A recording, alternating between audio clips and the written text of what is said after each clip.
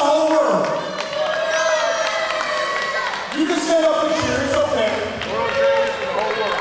So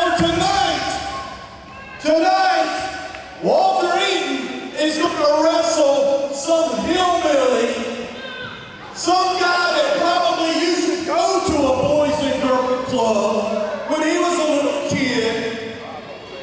He's going to be coming out here and we're going to beat him just like all your parents should beat all you little kids.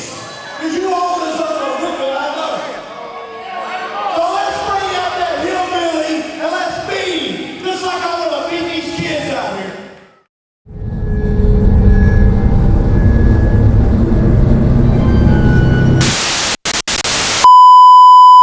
Alert CWF is live in 5, 4, 3, 2, 1.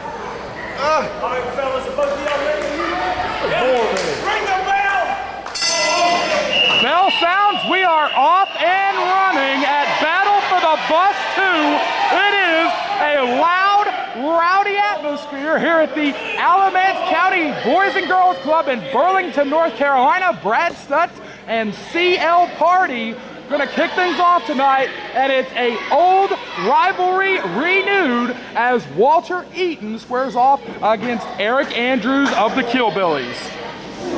Of course, these guys, when they were both part of tag teams, the Killbillies and the Goon Squad traded Mid-Atlantic Tag Team Championship back about a year and a half ago. Eaton and Wilkins, the very first team that ever defeated the Killbillies after they went undefeated for nearly 11 months. But it was really the rivalry between these two men that carried past that tag team rivalry. And CL, it looks like Walter Eaton right now is looking to test the toughness of Aric Andrews. That's right. You can definitely tell the intensity in this match. You can see there's a long history here. Two long rivals, like I said. Both these guys have a keen awareness of what the other is going to do. And Eaton is getting lit up by those chops from Southpaw Aric Andrews. I would not want to be in his place right now.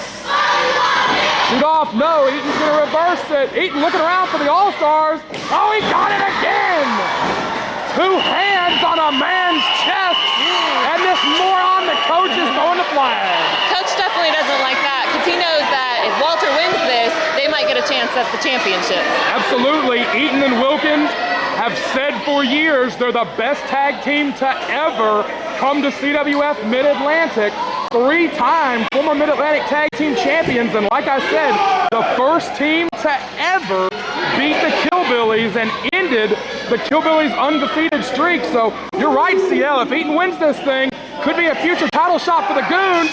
Oh, but he got caught not paying attention.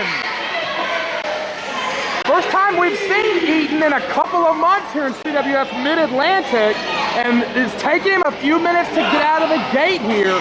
This is a former Mid-Atlantic heavyweight champion in Walter Eaton, former Weaver Cup champion, but right now it is the tag team specialist Aric Andrews that's in control. And it'll be interesting to see how this match goes, because like you said, they're both excellent tag team wrestlers, but here they are just facing each other with no outside help. Well, you never know. We've got the coach, Roy Wilkins, and Chappie, I don't even know what his actual name is, are all outside the ring for Eaton. Aric Andrews going in alone tonight without the support of the Killbillies, but he certainly, clearly has got the support of all these Boys and Girls Club kids. Shoulders are down. If Eaton gets caught sleeping, that'll be the matchup. Referee Robby "No Socks" Walsh right there to make the count. And Eaton keenly keeps that shoulder off the mat. Now, why is it that Robby Walsh does not wear socks? Does he think that affects his refereeing at all? I asked him one time, he told me it was a good luck thing. The same reason why he rarely wears pants, apparently. Well, it's working. Rolls him over. Does Aric Andrews, maintaining the hold here on Walter Eaton. Kind of in the far corner there, you see the other half of the Goon Squad, Roy Wilkins, kind of warming up those shoulders. He'll be in action later on tonight against the returning Brad Attitude. And Eaton going to the face, or trying to, but I think Aric Andrews is just biting the man. And another chop.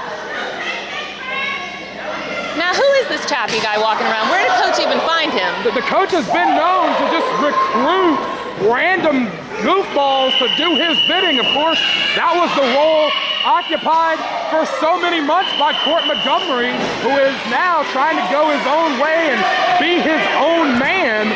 But yeah, I don't know where the coach finds these people, but I can't imagine why anybody, under any circumstance, would listen to the coach. No, me neither. Can't hear anything over that whistle. Inside cradle from Andrews, good thinking, but it only got him 2.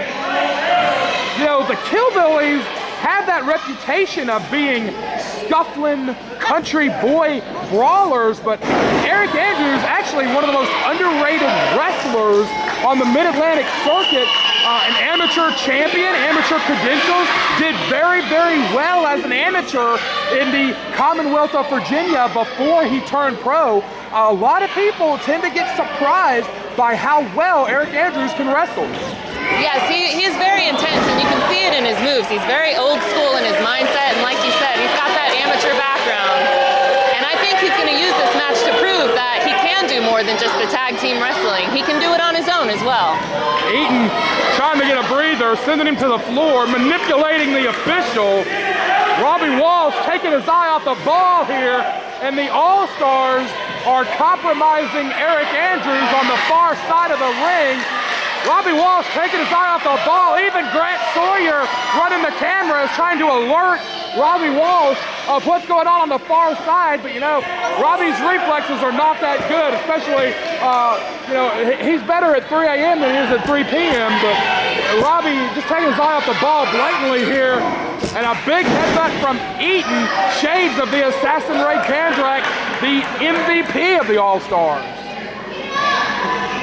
Talking to the crowd is Eaton.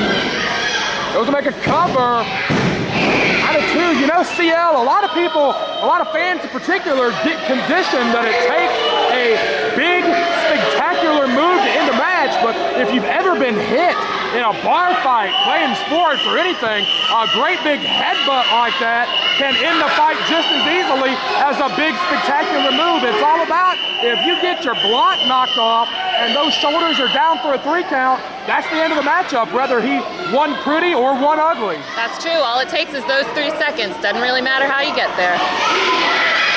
Andrews again is compromised over that middle rope, and Roy Wilkins, the holder of the golden ticket, choking him against the middle rope.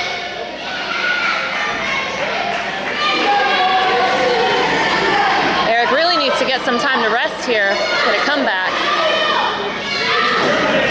Eaton gonna put all his body weight on Andrews. It did not work, and he got hit a little bit below the belt there. Inside cradle, back to wrestling, but only a count of 2. Aric Andrews smartly went back to wrestling. Well, that was just like a big old hockey check from the Goon Squad. Eaton living up to his name with just a big old body check there on Aric Andrews.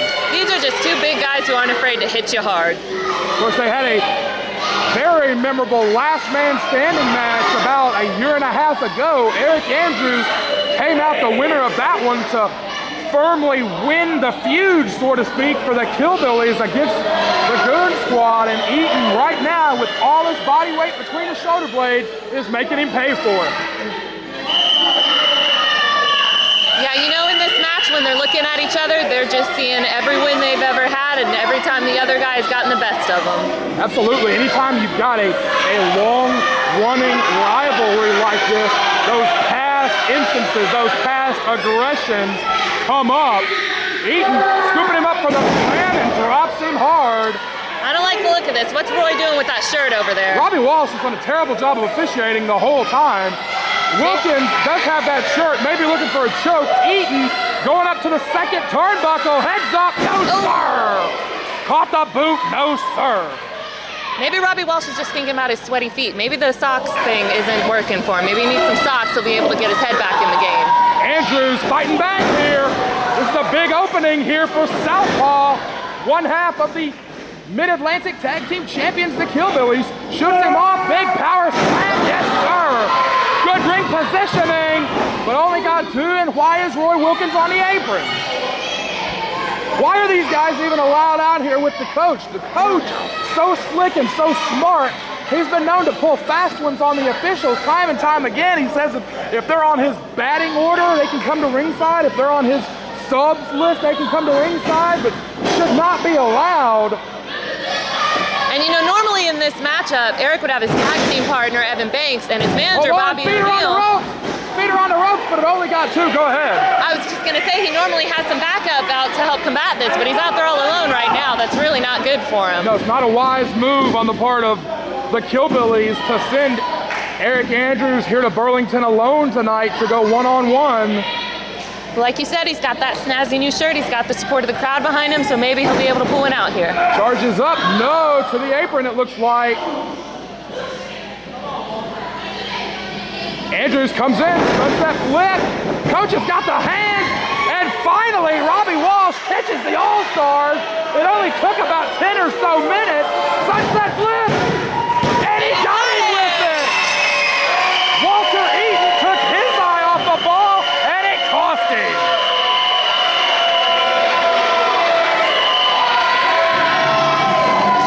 Aric looks like he's really hurt right now, though. They're about to keep punishing him.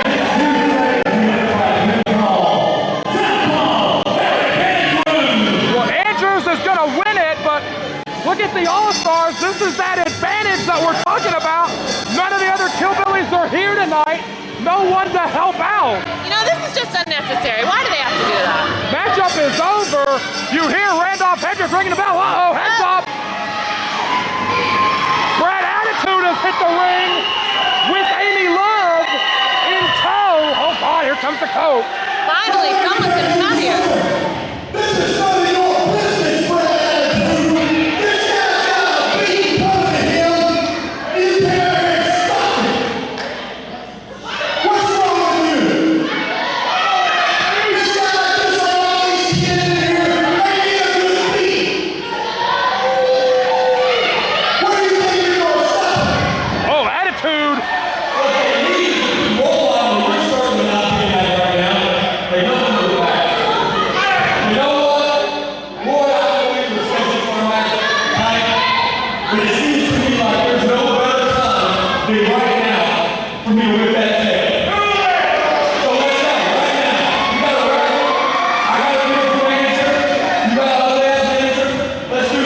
Brad Attitude is calling Roy Wilkins out. And it's going to be right now. The coach is not going to have any time to prep Roy Wilkins. You see him stretching him out on the far side of the ring, but the coach is going to have no time to prep Roy Wilkins for this one-on-one matchup. Roy Wilkins against Brad Attitude, scheduled for later on tonight, but it's going to go now. And CL, just like we were talking about a few minutes ago, Brad Attitude bringing some backup in the form of Amy Love, a decorated pro wrestler from the state of Florida, now residing up here in the Carolinas. Attitude bringing some backup against the coach, and I dare say if it gets to that point, Amy Love could definitely whoop the coach, definitely Chappie, and maybe even Walter Eaton if it comes down to it. And I don't think anyone here would blame her. You know the coach is not happy about this situation.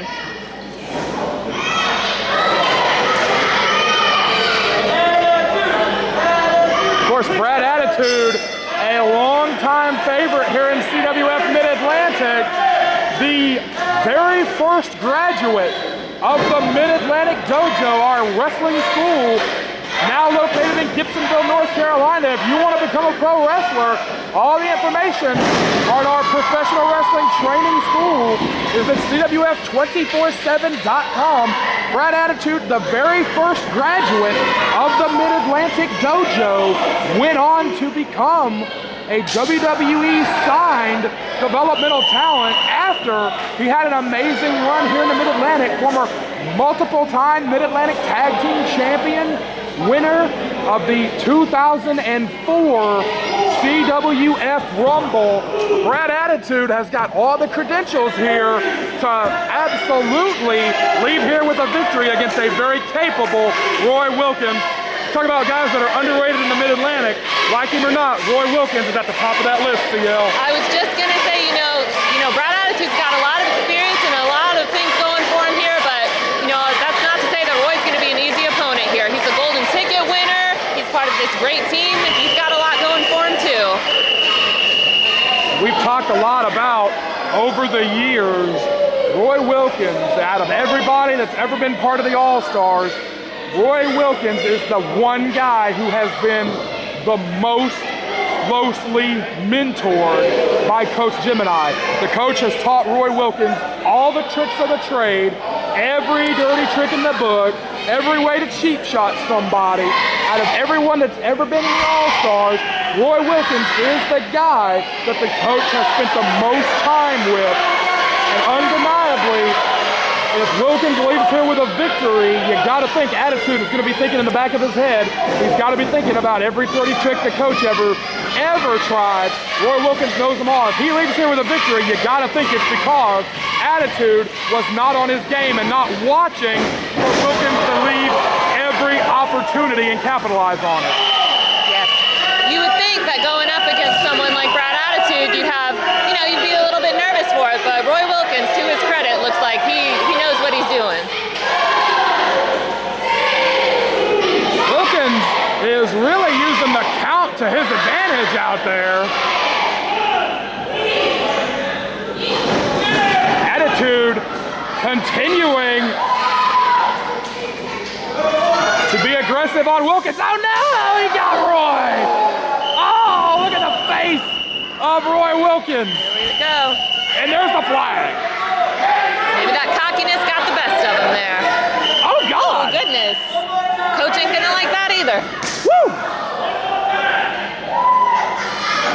Coach trying to make advances on Amy Love on the outside. Don't know how successful he'll be with that. Oh, there goes Attitude. I don't think much at all.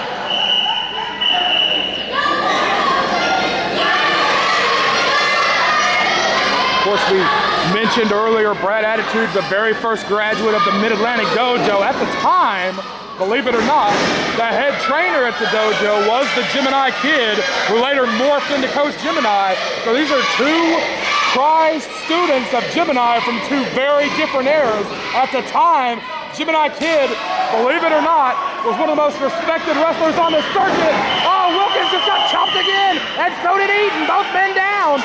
Believe it or not, years ago, Coach Gemini, as the Gemini Kid, one of the most respected wrestlers on the circuit, and believe it or not, was actually one of the best trainers in the Southeast.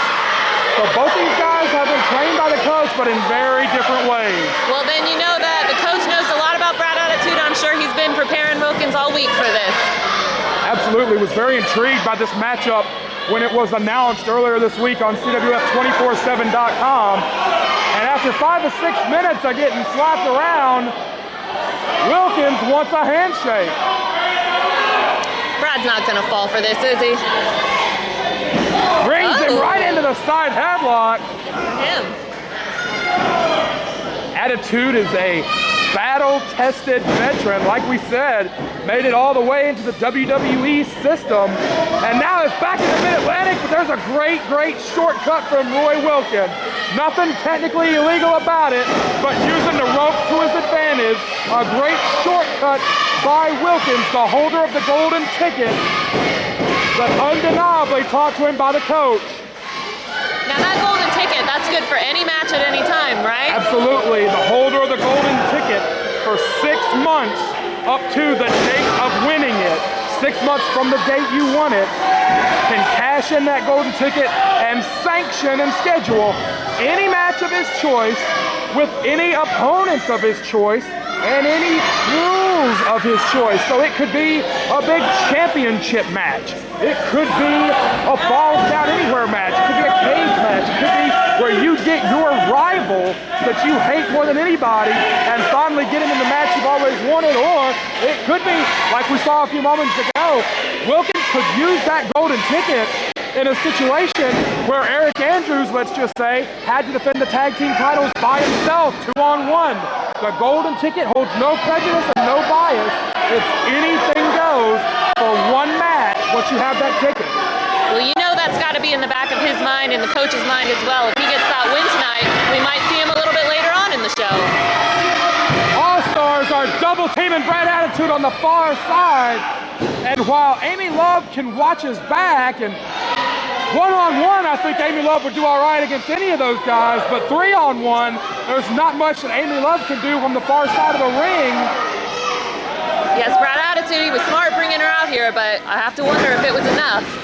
Yeah, he's got somebody that can watch his back, but in a 3 or 4-on-1 situation, I don't know how well she's going to come in handy fighting off all these guys as Wilkins stalks Attitude. Giving a thumbs up to the coach. Attitude is really favoring that leg. And we saw this earlier tonight with Aric Andrews. Now will Red Jones be as easily manipulated as Robby Walsh was? Well, he's definitely taking advantage of that right now. Amy Love's trying to warn him. Eaton taking a cheap shot on the outside. Amy Love, and right there is where Amy Love comes in handy. She was able to tell Red Jones, hey, turn around. Pay attention to the match, too. 2-2-2. Boy, he's looking a little frustrated here. Great crowd here at the Boys and Girls Club. 150% behind Brad Attitude. Boy, Wilkins using every bit of that 4.5 count. Of course, CL, if it gets to 5, he'll be disqualified. And if they catch Walter Eaton, he'll be disqualified. Red Jones needs to be throwing people out of here. This is just disgusting. But again, there's 3 of them and only 1 Red Jones. All-Stars, if nothing else, have done a great job of manipulating the official here.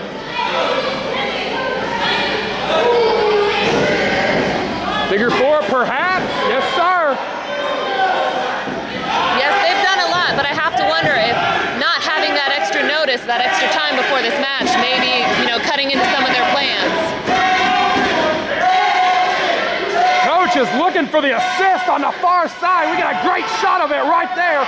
Referee Red Jones is asking the man if he wants to quit and just barely misses the code. Not technically an infraction of the rules to be on the apron. You're not supposed to, but he can't get disqualified for it. He could for this, though. Red Jones just needs to turn around. And they're making a human chain on the floor.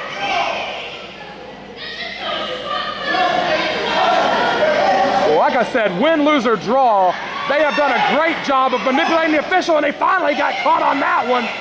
Kick him out, Red. Brad Attitude has reversed the figure 4. That reverses the pressure. Now the pressure is on Roy Wilkins. Coach is swearing to his innocence, but there's people on death row that swear they didn't do it.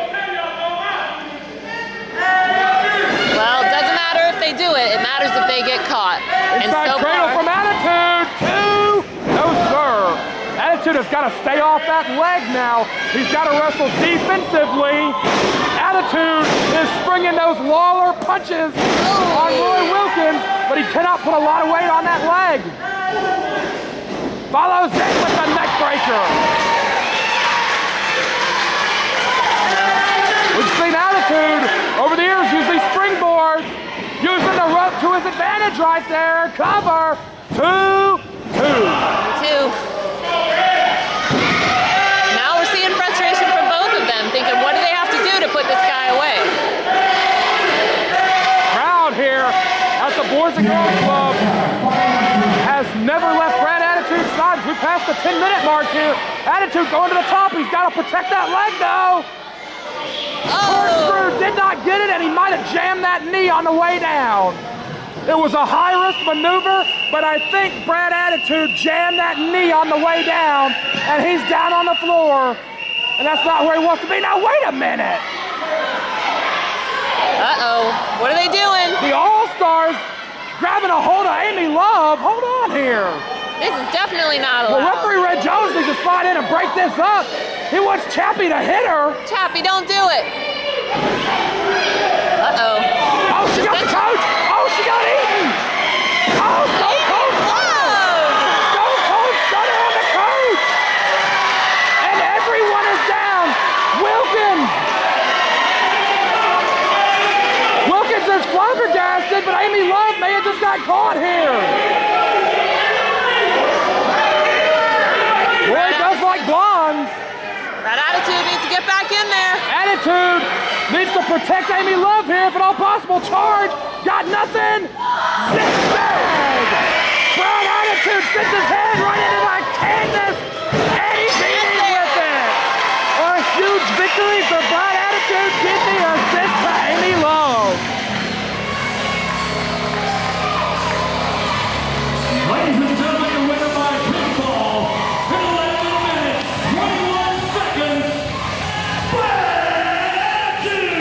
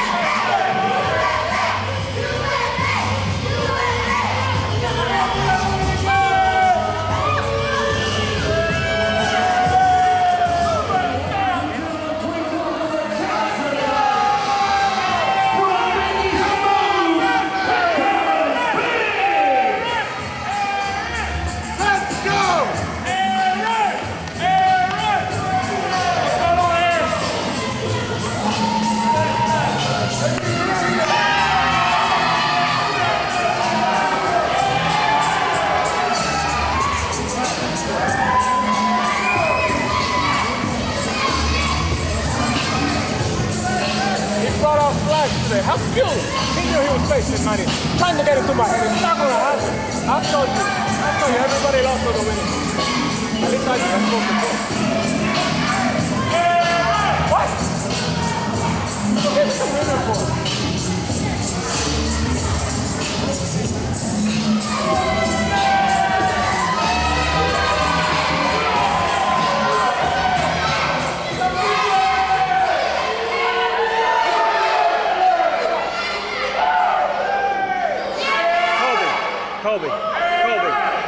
Colby, don't go through that entrance during the show.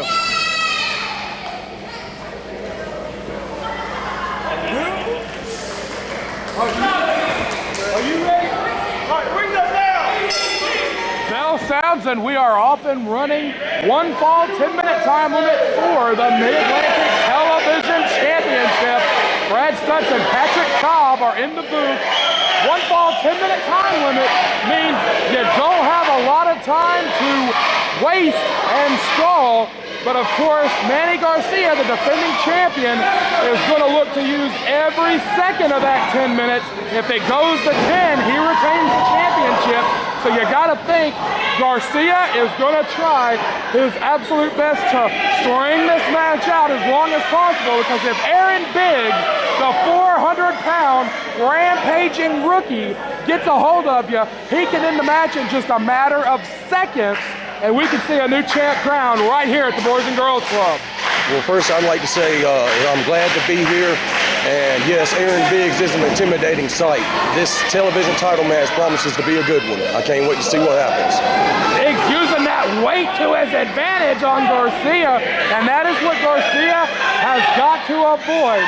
If Biggs catches him in one of those huge slams, that big flying Thez press, anything like that, where Biggs uses his weight to his advantage, that will end the matchup, and Garcia is looking like somebody that just got ran over by a Mack truck.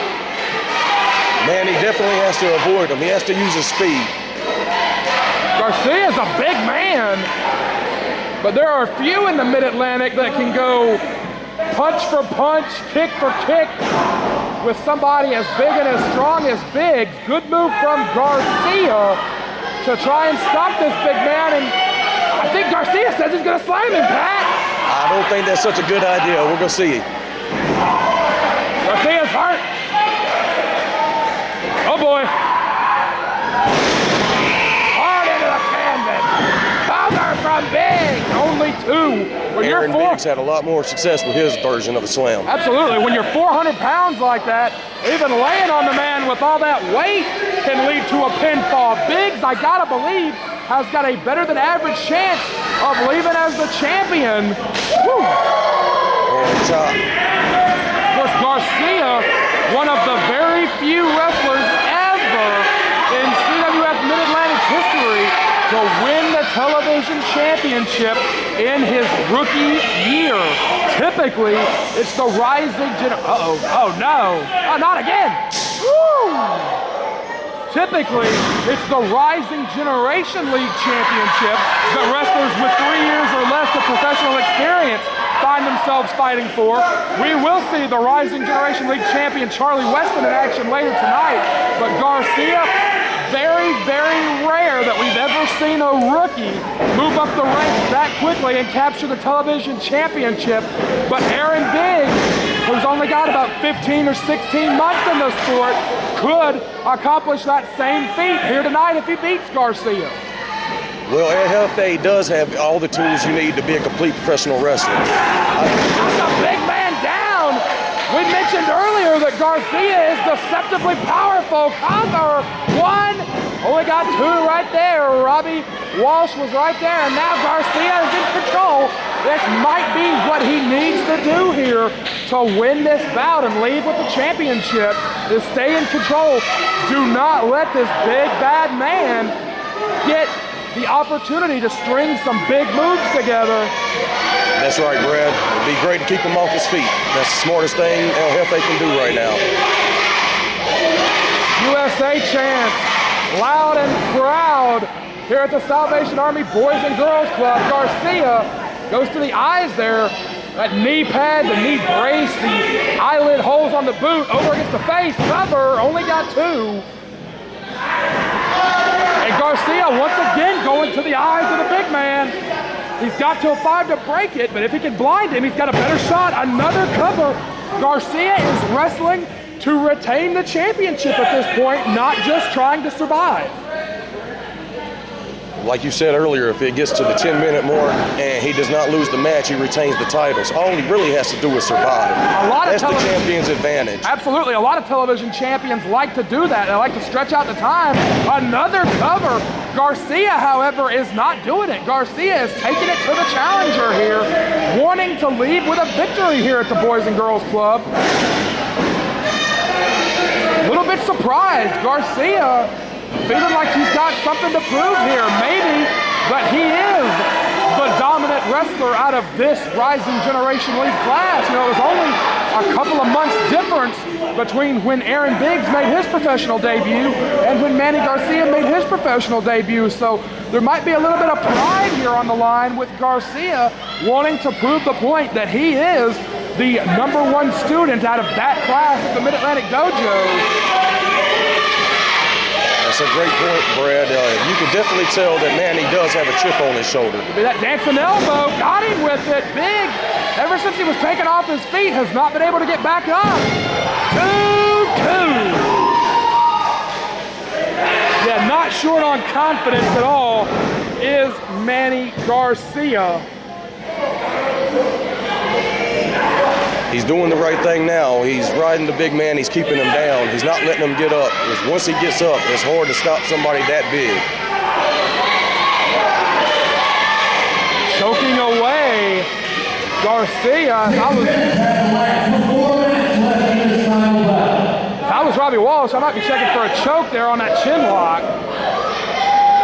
Big fighting out. He can create some space. He might can use that power. El Jefe cuts him off with a great knee lift to the gut. Firing away is Garcia here. He's feeling good about himself, talking to the camera, talking to the crowd. Ooh, body check. Uh-oh, uh-oh, uh-oh. Ooh, I thought it was gonna be that flying Thez press that no one has ever kicked out of. Aaron Biggs is gaining momentum. He's turning things in his favor. Big side slam on the champion. Garcia is down. Biggs is coming up. Could be that big steamroller. That fireman's carry here.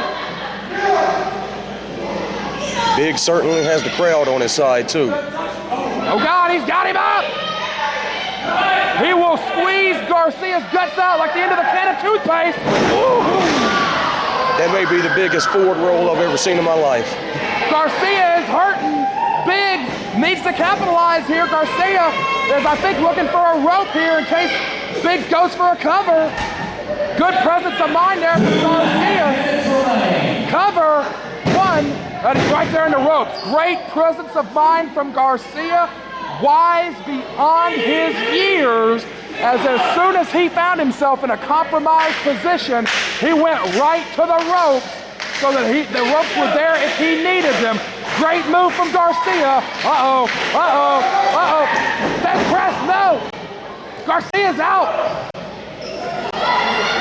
The big man displaying great agility. El Jefe doesn't want anymore. Garcia is catching a break here. Hold on. Biggs has got to get him back in the ring. Count is up to 6. And Garcia, Biggs needs to break this count, or this is going to be the matchup. I think he's just going to take a walk, Brad. He's having trouble walking, but Garcia has escaped, but is still the television champion. That's all that matters.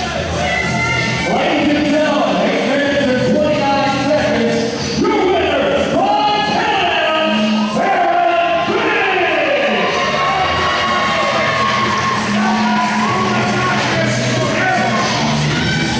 By rules, Manny Garcia retains the television title. New to the Biggs is looking angry. Garcia has escaped by the skin of his teeth here at the Boys and Girls Club.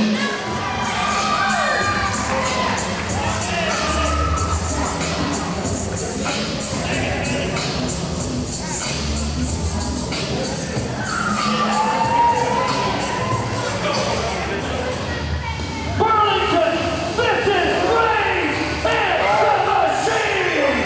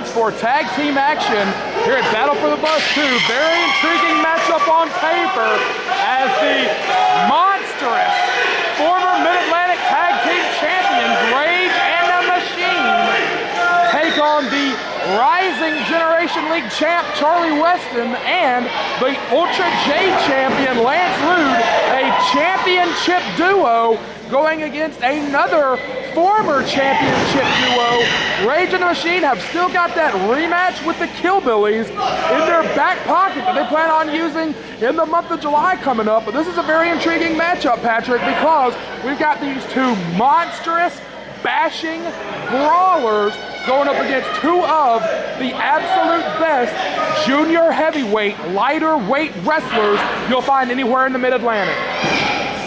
Lance Lude and Charlie Weston are two of the greatest athletes I've seen in the ring. But the only thing that I'm worried about is if Rage and Machine are looking forward to their tag team title rematch, are they actually focused on this match right here in front of us? Not to mention, you look at Mecha Mercenary and even Michael McAllister, who's got a size advantage, are Rage and the Machine thinking that the weight difference, the power difference, the brutality difference, are they thinking that the difference is so great that they can look past it this time? Swinging neck breaker on McAllister, shoulders down, but only for two. You know, I dare say we'll see how this match unfolds, but looking at these four individuals, you gotta think if Lude and Weston have got a chance, it's to try to keep McAllister in as much as possible and keep that monstrous human being, the Mecha Mercenary, on the apron as much as possible. Mecha against either one of these guys one-on-one is not a matchup that they want, because you're talking, in some cases, 300-pound weight difference between Mecha and his opponents here. He's definitely looking to use that size advantage right now. And he caught Lude, and Lude immediately finds himself on the wrong side of town in the opposite corner. Lance Lude immediately finds himself where he does not want to be. Crowd here, such a great crowd that has come out tonight to the Boys and Girls Club. They want to see these two exciting, fast-paced, light heavyweight wrestlers do their stuff. But if they get trapped by these two monsters, it's going to be game over for both of these amazing athletes. Lance Lude is dazzling, and he caught McAllister with the feet and sends him all the way to the floor. Lance Lude is absolutely spectacular, but again, Patrick, if they get a hold of these guys, it's game over. He's amazing. He can do anything in the ring. But like you said, you want to stick and move when it comes to these two big men. Uh-oh, look at the light heavyweights. Oh boy, double dive. And Mecha is almost went right into the wall over here on the far side. Mecha's still up. They're going to fly again, Brad. Looks that way. Double dive just on Mecha. And they take the big man down. Whatever it takes to get that 400-pounder down. And the intensity of Charlie Weston may be second to none in CWF Mid-Atlantic. Up and over, puts his body weight on top, but only gets two. Weston, the crowd here in CWF Mid-Atlantic has taken to him so well. They have adopted him as one of their own. But Weston brings such an intensity. It is not out of the question at all that he could knock McAllister or Mecha's block off and win this matchup for his team. He's definitely a fan favorite. And looking at the way he wrestles, it's not hard to see why. Hard-hitting, exciting, fast-paced, in your face. Oh, but he got caught. He got caught by the big man. Absolutely just got caught by the big man right there. Technically, it is illegal, but that was a smart maneuver. Clothesline from the outside. Mecha, oh God, 400 pounds on the chest. And you can see how quickly the big man has changed the dynamics of this match. Oh God! He's turned everything in his favor in a few seconds. That's the advantage when your partner is 400 pounds. In just a blink of an eye, he can turn the tide. behind Charlie. Fireman's carry here, tagging in McAllister. Could be a little double teamwork from the former champions into the buckle hard, and McAllister just measures him on the neck breaker. Great double team maneuver with the neck breaker. Only got two. Weston fighting out as the furious Michael McAllister going to the throat. He's got 4.5 on 5. It'll be a disqualification. McAllister, ever since he joined up with the so-called dangerous E-Light, has been so dangerous. Fisherman suplex, 2.5 right there. Ever since he joined up with the dangerous E-Lions, Mecha Mercenary, dangerous E Corienzo, and that person with the chains we still don't know anything about. We have seen even more fury and, in fact, even more rage from Michael McAllister than ever before. He's a very methodical wrestler. He takes advantage of everything he can, and right now he has the big man in, and he is wearing down Charlie Weston. Strategically, I keep going back to it, strategically, the big man being in the match is good for short spurts. He can change the game, but you gotta look at these four guys and think, if this thing goes 10, 15, 20 minutes, you gotta assume Mecha's probably got the worst wind of anybody in the matchup. Oh God, but with big, hulking strikes like that, this thing won't go 20 minutes. No, it will barely go any more than about another 2 if he keeps going the way it is now. He's looking for the pin as we speak. Not a lot of body weight on him, though. That's one thing I've noticed about Mecha over the years. He gets a little cocky, he gets a little confident. He knocks somebody's block off, and then he doesn't utilize that 400-pound weight advantage on the cover. If you're not laying on the man, he can get out from under you a lot easier than if you put that whole 400 pounds on top of his shoulders. That's a very great point, Brad. Charlie's been in the ring for at least 5 minutes. I know Lance is just chomping at the bit to get in. Up and over here, could be his opening. Kick to the face, he needs to get to his corner. Pele kick, caught him in the back of the head. Everyone is down right now. Now's the chance for him to make that tag.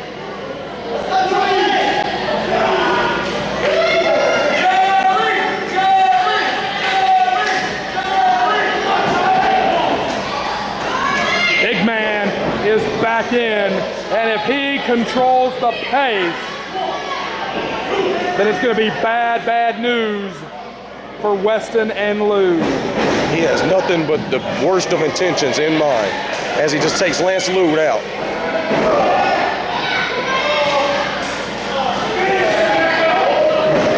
Big splash, but he comes up short. Let's see if Charlie can capitalize. Slugging it out with the big man. I don't know if that's wise. The big man is stunned, but he cannot get him off his feet. Those kicks might do it. Weston not thinking here. Boom! And the big man is down.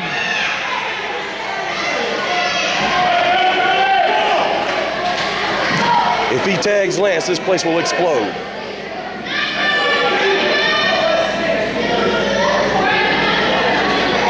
Lance is itching for the tag. Weston has taken a beating. He hit that punch out of nowhere, but Lance Lude is in, and Lance Lude will be fast and furious here. That's what he's got to be to beat these guys. The pace is certainly quickened.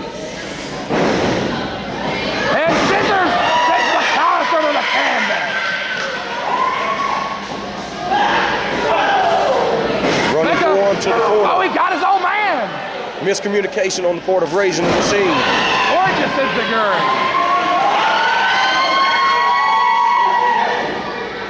Off the shoulders onto McAllister. Hold on here. Lance fires away.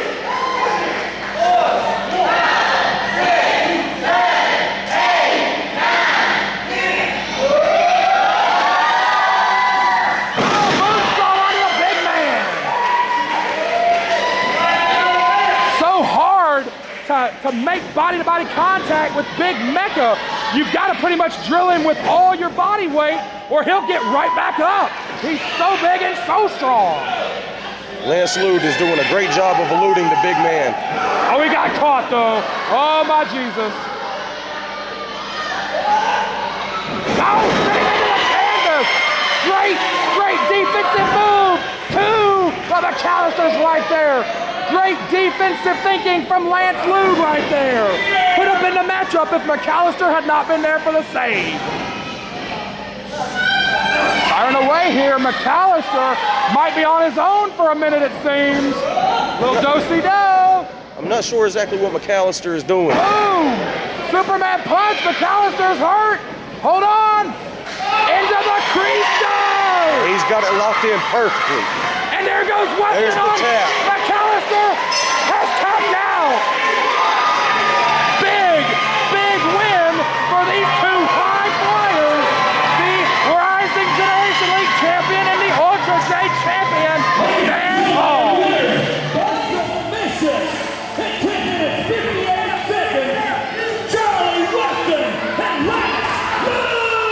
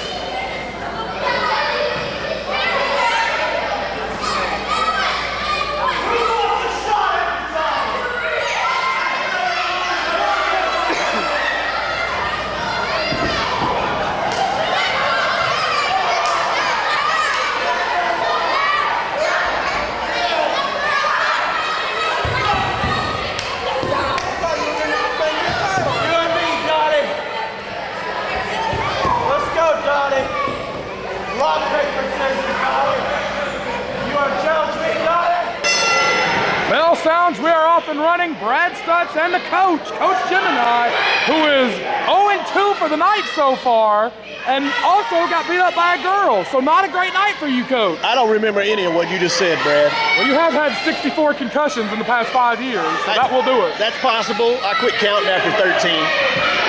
Nevertheless, it is Trevor Lee against Donnie Dollars. Two guys that you know well. Trevor Lee actually at one point years ago was a pledge for the All-Stars, and once he got away from you, Coach, his career just took right off. Championships galore as soon as he broke away from the coach. I see. I have to disagree with that, Brad. That's where you don't understand how you develop talent. I got him when he was a raw. He was a rookie league wrestler, and I took him and molded him and shaped him and taught him everything he knows. And now look at him. He's traveling the world, wrestling everywhere. He's a championship, and now look tonight. He's the rock, paper, scissors champion here. He came in here and won it the first thing he did when he walked in the building.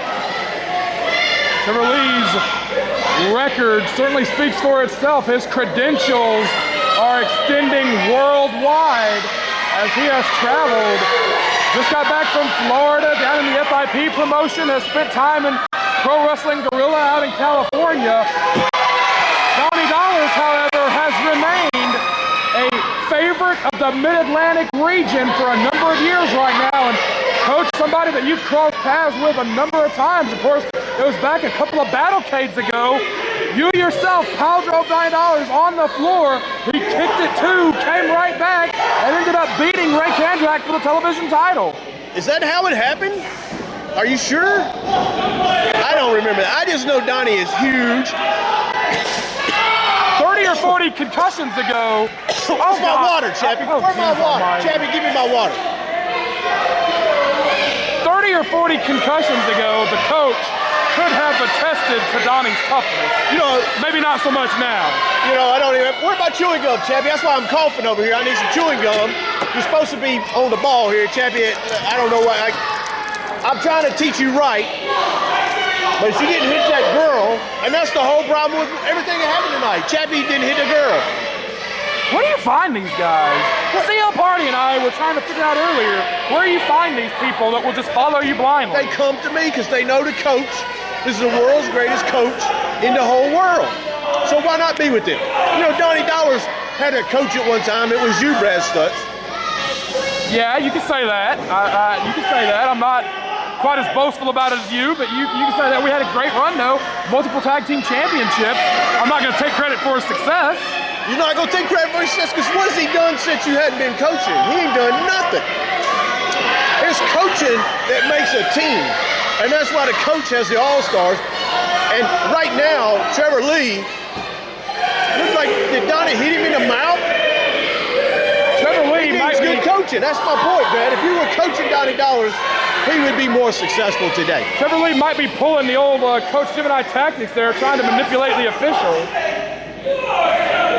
You guys didn't get a victory tonight, but you did do a good job of manipulating the official. I will give you that. Well, you know, it's 162 games a year. You can't win them all. It's impossible. You know, we just try to win at least 100. If you win 100 in a season, you had a great season. And so we lost 2 tonight. It's okay. I was undefeated the other night. We clean sweeped them. Won everything, even with players that don't even play on my team. And of course, that clean sweep got Roy Wilkins, perhaps you would say the ace of the All-Stars, the coveted he just slapped Donnie right in the face. Trevor Lee has taken the violence up a notch, and Donnie Dollars is right there to continue the aggression. I was going to say it was that clean sweep a couple of weeks ago that got the ace of the All-Stars, Roy Wilkins, that golden ticket, any match of his choice, any opponents, any stipulation.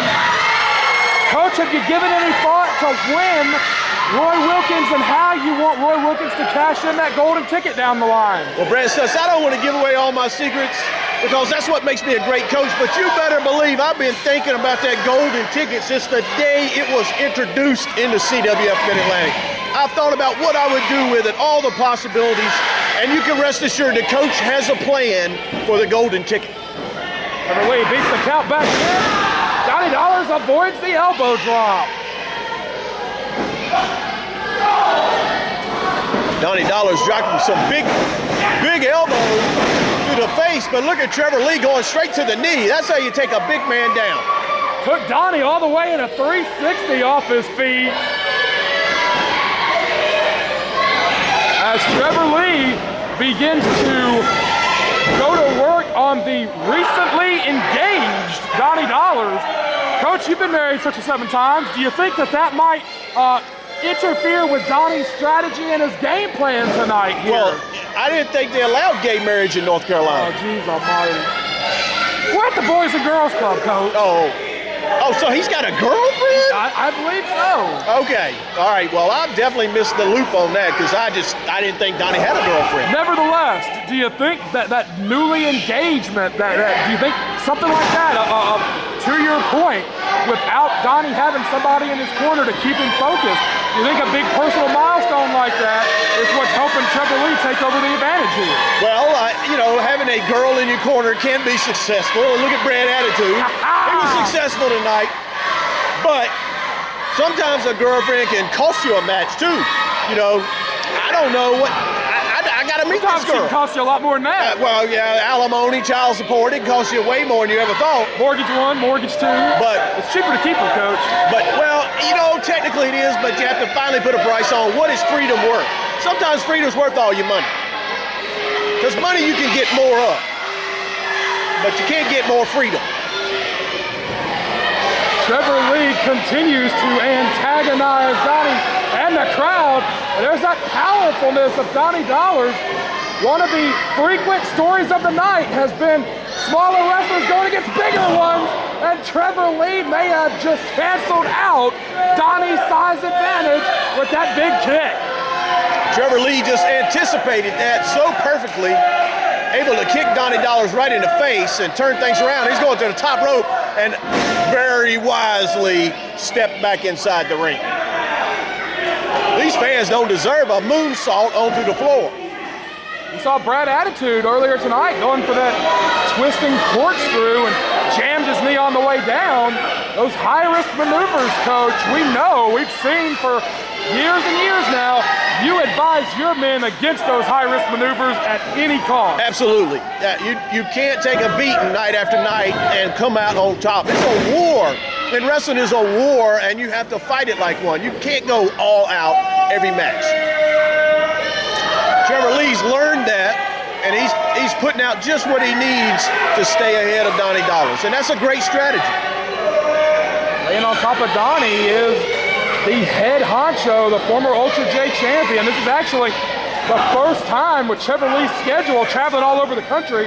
This is the first time that we have seen Trevor Lee in action since he lost that Ultra J championship. And I wonder, Coach, as he's picking the big man up here, I wonder if challenging a big heavyweight like Donnie Dollars might be a little bit of a foreshadowing of where Trevor Lee's career might be headed.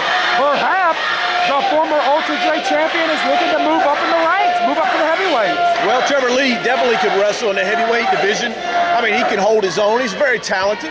He's got a great amateur background. He's got some fight experience. And he brings it all. He can come at you from a high flying. He can come at you from the ground, strikes, you name it. He's all around. If Trevor ever really wanted to maybe make that next leap to the heavyweight championship, he should give the coach a call. I'm just saying. I do pick up for Trevor. If he wants to call, I'll pick up. Red Jones has lost his mind as usual. He's in there, looks like trying to fight with Trevor. Speaking of bias, Red Jones, I can't believe he let Amy Love get in the ring and beat everybody up tonight. That was ridiculous. 8 people in the ring. 8 people. Look out. Pump handle, right into the sleeper. What a counter by Trevor. Able to block that move that could have been the end of the match. Now has a sleeper hold on, and Donnie Dollars is down to his knees, which is going to help Trevor. Donnie's got to stand up to get out of this hold. If he can't stand back up, and now got a little bit of strength, able to get up and break that hold in the turnbuckle. Oh, Trevor right back up. Grabs that sleeper hold again. Donnie Dollars could be over. This could be it. It's tenacious. The crowd solidly behind Donnie Dollars. But what do you expect from the Boys and Girls Club? Of course they're going to cheer for a Donnie Dollars or a Brad Attitude. The real wrestlers like Trevor Lee, Roy Wilkins, Walter Eaton, we don't get cheers from the fans. We're not doing it for the cheers of the fans. We're doing it for the money, for the women, and you know, we just like ticking people off. That's fun too. There may be no one in all of CWF Mid-Atlantic that likes ticking people off as much as Trevor Lee, maybe even more than you. And he is doing just that, antagonizing this whole crowd here at the Salvation Army Boys and Girls Club. Sends Trevor to the ropes. Donnie catches him coming back, heads up. Oh my gosh, what a landing. Face first, right into the canvas there. Trevor is in a lot of trouble right now. See, this is where he needs a coach. Coach could be there to make sure he's okay, make sure that biased referee doesn't cheat him out of something. You gotta look behind these guys. I'm telling you, these referees will cheat you in a heartbeat. Is that right, Chappie? Does Chappie talk? Do you let him talk? He talks when he needs to talk. His job is to shadow me and learn so that when the day comes that I let him get in a wrestling ring, he'll be prepared. Donnie is whipping Trevor Lee from pillar to post here. That's about the 6th or 7th time that Trevor has hit the buckles, and he's on wobbly legs as Donnie Dollars takes over. Leg drop got nothing. I was getting ready to say Trevor Lee was getting ready to put himself in a very deep trouble spot there with Donnie Dollars really launching some offense on him, but missing that leg drop probably saved Trevor Lee from losing this match. That's the thing. Trevor Lee.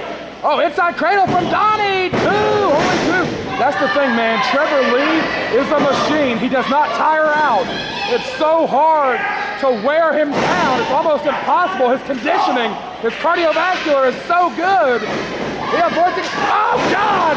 Big boot from Donnie. Just caught him right in the face. And Donnie Dollars scores the win on Trevor Lee. One big blow from a big heavyweight just knocks Trevor Lee away. 21 seconds. You're going to pinfall, Donnie Dollars.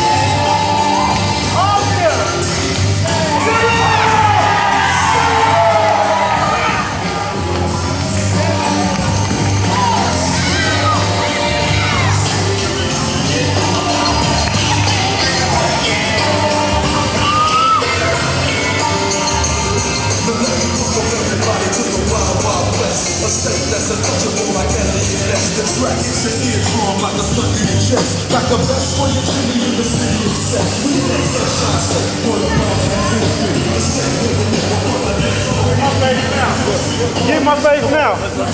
Get my face now. Get my face now. Get my face now. Yeah.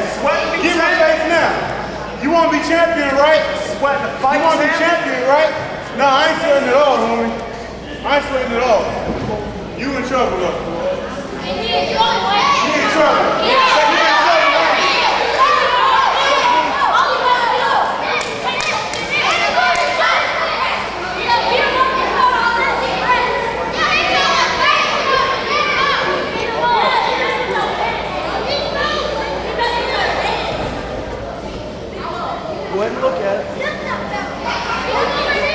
Nick Richards keeps his eyes on the prize. It is main event time here at the Boys and Girls Club, a situation that has become very, very heated just in the last 12 or so hours. Brad Stutts and Coach Gemini are in the booth. It was just this morning a scheduled appearance on the Fox 8 Morning News at the WGHP studios for Arik Royal that was interrupted by the lost cause Nick Richards, and Richards challenged Arik Royal on this morning's news to make this match no disqualification for the championship. Coach, as wild and reckless as Nick Richards is, does the no disqualification stipulation favor him, or does that just give the champion more ammunition to be that bull in the china shop, tearing everything up that we have seen Aric be for the past 540 some odd days as champion? Well, I think that Nick Richards probably did the best thing he could ever do to have a chance at winning the heavyweight crown from Arik Royal, and that is try to shake him out of his game. He interrupted him on live television, the morning show on Fox News, interrupted and dared him to wrestle him with a no DQ match here tonight. Arik Royal is a people's champion. I mean, the fans love him. I'm not going to try to deny that at all. The fans love Arik. He's the longest reigning Mid-Atlantic heavyweight champion in the history of the championship, which dates back to the 70s. And he's held that belt, and if you're going to win, you got to go with your game. Nick Richards' game is anything goes, and he just got to hope that Arik Royal can't top him in the violence factor here tonight. You've been on the receiving end of violence from both these guys. Richards trying to work the shoulders to the mat, did not get it. You've been on the receiving end of violence from both these guys over the years. Even with the no disqualification stipulation, do you think Richards is a tenacious enough fighter? Does he have what it takes to put Arik Royal down? Cover two. Does he have what it takes to put Arik Royal down? Or if Richards wins this thing, is it going to be a chair upside the head or a lead pipe upside the head? Does Richards in hand-to-hand combat have enough to take Royal down and win the title, in your opinion? Oh, I think Nick Richards is going to have to use the kitchen sink to keep Arik Royal down, and I encourage that. You know, if there's a kitchen sink loose in the building, he should rip it off and crash it on Arik Royal's head if he wants to pin him, because you're not going to pin Arik with just a move. You're not going to just pin Arik after a suplex. You're going to have to basically knock him out to get a 3 count for somebody that's held on to the belt that long and has as much support from the fans that Arik Royal has. It's going to take a lead pipe. He's got the beard. Robby Walsh cannot make him break it. There's no disqualification, no count out. You would think these rules would favor Richards in a normal match against a normal opponent. There's nobody more reckless, nobody more wild than Richards. But to your point, as you were saying, Arik Royal is not a normal opponent. Well, so far we've had a pretty even wrestling match. Ooh, Richards goes to the floor. But I don't know if it's going to stay wrestling much longer now that Richards has been dumped to the floor.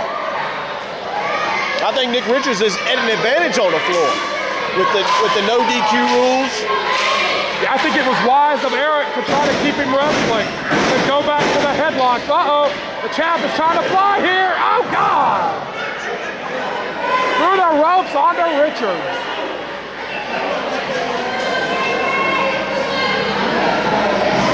Well, this battle is going to go to the floor now. Aric meeting Richards onto the floor after that dive, and the battles, I just hope they stay away from us.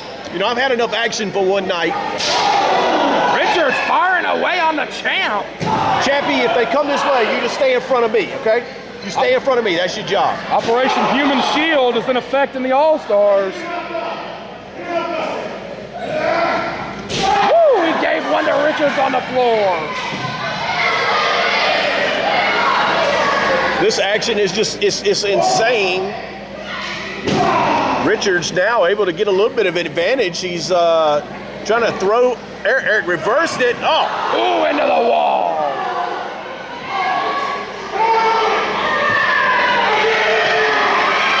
Boy, the way that this entire area, the whole community, has taken to Arik Royal as their champion is unlike anything we've ever seen in all these years of CWF Mid-Atlantic.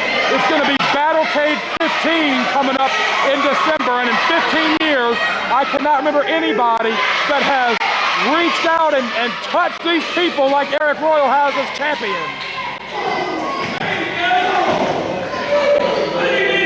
Richards trying to use the ring post, didn't get it. Right idea from Richards, but it did not work. I'm telling you what, these guys are just going to go all out here tonight at the Boys and Girls Club, raising money for a new bus. I mean, CWF is happy to help groups like that and happy to help tonight.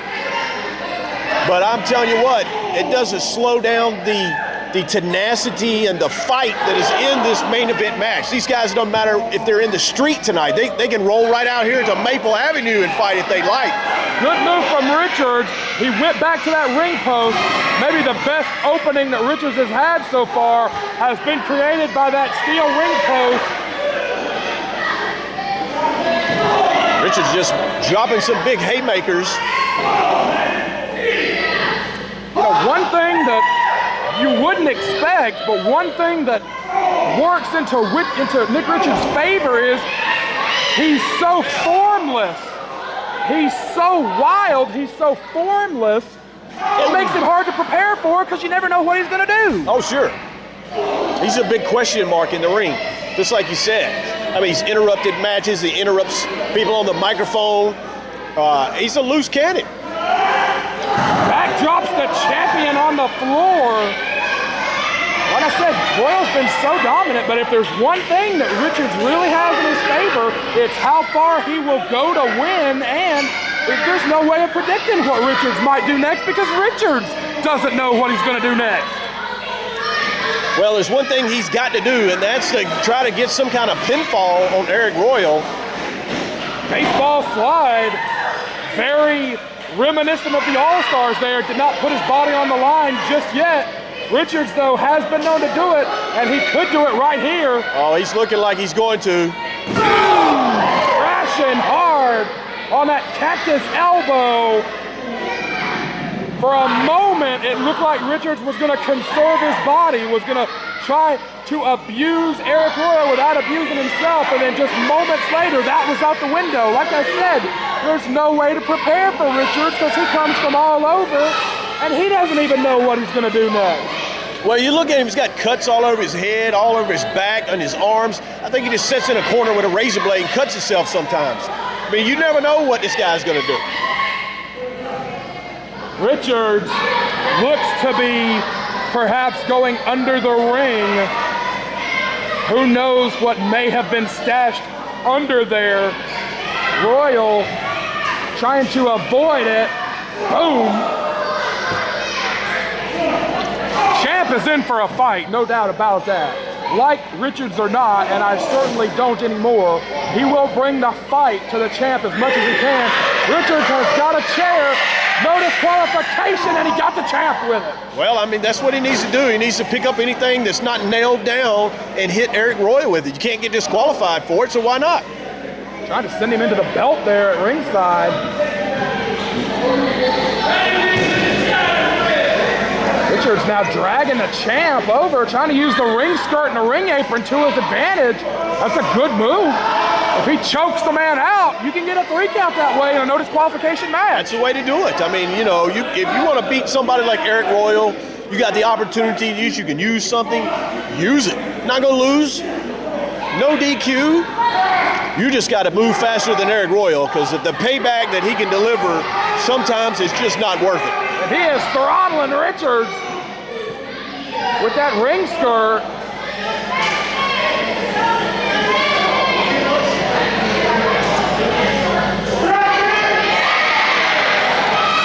Look out, Arik Eric's gonna take Nick Richards. I think he's going back to the wall again, maybe. Oh no.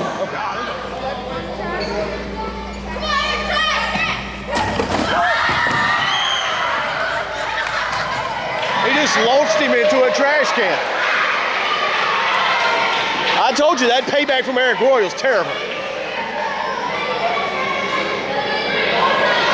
Fans are gathered around champion and challenger. We warned them before the start of this thing to take cover if need be.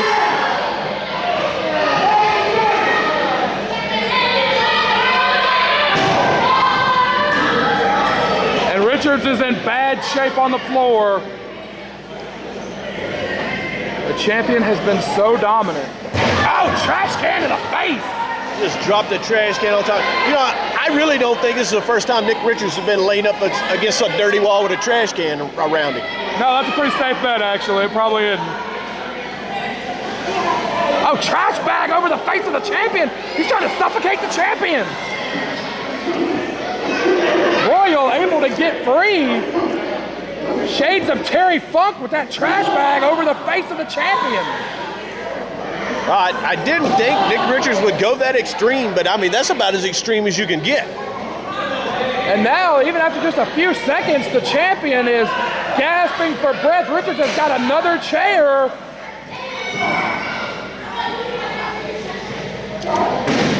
Snapmare onto the floor. Richards is plotting violence. Drills him again. Is he gonna go back for that cactus elbow? He's put a chair on top of. Is that a wise move, Coach? I think it's everything unwise. takes such a beating doing that move. Completely unwise. I would never ask one of my players to do that. Not even Chappie. We're gonna look on. Oh God! Royal threw the chair up to meet him. Royal is somebody you have to stay on. You got to keep that pressure on him when you get an advantage, like Nick was able to do when he tried to choke him with the trash bag. I mean, you got to stay on him. You can't give him a chance to recuperate. If you want to win this match, it's a non-stop full court press to beat Arik Royal. And you know, Brad, we keep talking about how great Arik is, and he is, but there's somebody he hasn't beat. Okay, and that's the holder of the golden ticket, Roy Wilkins. I'm just saying. Those two have crossed paths years ago over the television championship, and you're right, Wilkins does. Oh God! Out on the floor goes Richards. The coach is hurting in the booth. Oh, I got to go to chiropractor after watching that. But to your point, Wilkins does hold. To your point, Wilkins does hold a number of victories over Royal back earlier in Royal's career. I can promise you, Roy Wilkins would never, ever be body slammed to the floor in a match. He's never going to put himself in that position. He could use that golden ticket to challenge Royal to an anything goes, no disqualification match like tonight. It's always we can see the mean streak of Roy Wilkins. We can see the violent side of Roy Wilkins. It could be Roy Wilkins get thrown into the floor and into the wall. Roy will never be thrown into the floor and thrown into the wall. He's too smart a wrestler. He's never gonna let that happen to him. Uh-oh. Royal is feeling. No, he's not. Richards. What a move from Richards, showing his toughness right there. Neckbreaker, no sir. Royal using the ring to his advantage, putting Richards in the buckle, and Richards is looking to take a powder. Royal looking to maintain the control. Uh-oh. That ain't good for Richards at all. This does not look good at all. No. Uh-oh, Richards is trapped. Oh, God! Wow. He tied Richards up on the ropes, and he was a sitting duck. He hit him with the death blow. And that might be all. Straps are coming down. No, Richards showing that toughness again. It's so hard to keep this guy down. It was like a desperation move, but it was the perfect desperation move. Oh, back rake, fingernails into the flesh. Richards just going anything goes at this point, and that's what he's got to do. Here comes that big neck breaker. Drilled him with it. Good ring positioning. Hook the leg. 2, oh my, no. Well, that's close. I mean, that was real close. Very close. Richards just about became the new Mid-Atlantic heavyweight champion. Richards going for yet another chair. There's no stopping this thing. Must be a winner. You mentioned having to knock Aric out to take that championship. That might be what Richards is going for right now. Well, I recommend that. Oh, got the champ with it. Right into the cradle. Oh man, 2. Well, he needs to get something heavier than that chair to hit him with this time. I mean, there's a belt right there. Go grab that. Pick up Slam Fast's camera and smash it in his head. That's the things I would do in a no DQ match. Yeah. Oh, clubbed him right in the back of the head. That'll knock a man out. That'll give you another concussion. Look out. Oh, got him right on the hip. Oh. On the knee, cover from the champ. 2. Chappie, you need to schedule my chiropractor appointment. And the trainer to work on me just watching this match is killing me. Too physical, too much. I'm hurting everywhere.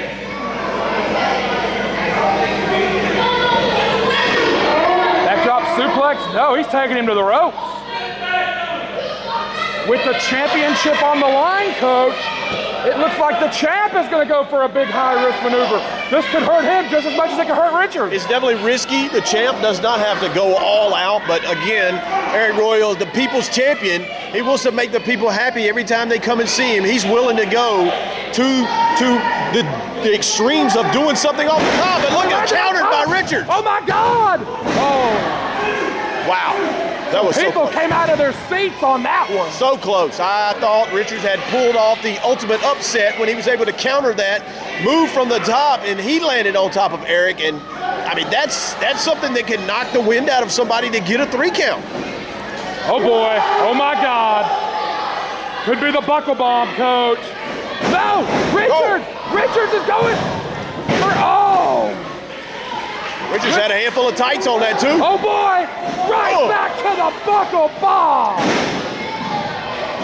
Richards was smart enough to roll out of the ring. That prevents him from getting pinned.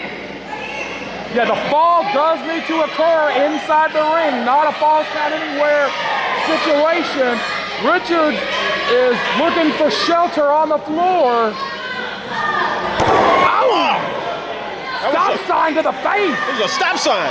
Well, no wonder I got a ticket when I went through that intersection coming over here. He stole a stop sign off. I told the cop there wasn't no stop sign there.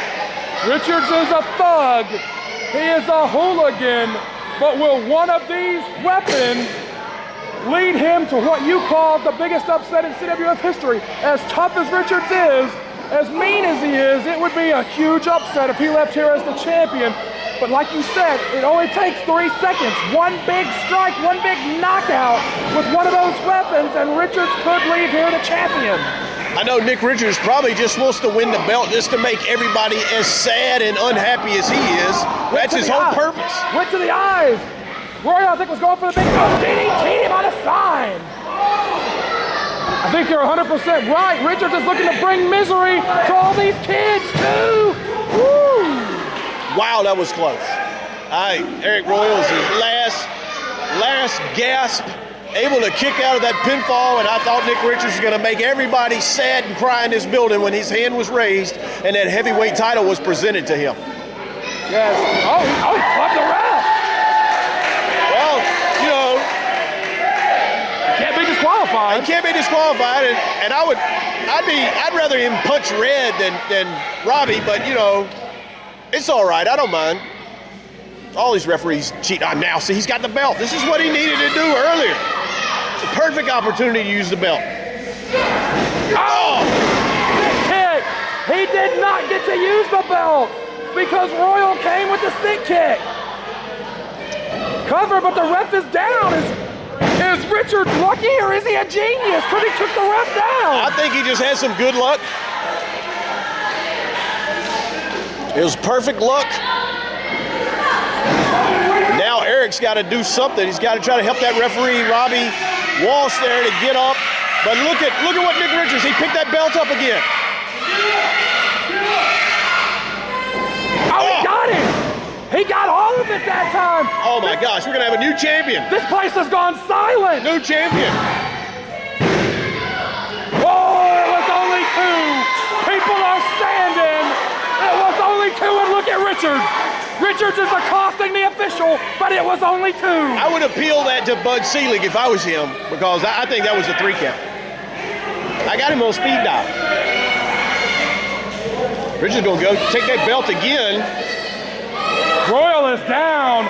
This is huge. This is huge for the challenger and the champion. The referee can't even stand up either. Oh man. Are we gonna see? No, he caught him. Oh my God. Oh, on that stop sign. Power slam on the sign. And he beats him. Arik Royal is still the Mid-Atlantic champion, but coach, these challengers are getting tougher and tougher and tougher. 20 minutes even, and still CWF Mid-Atlantic Heavyweight Champion, Arik Royal!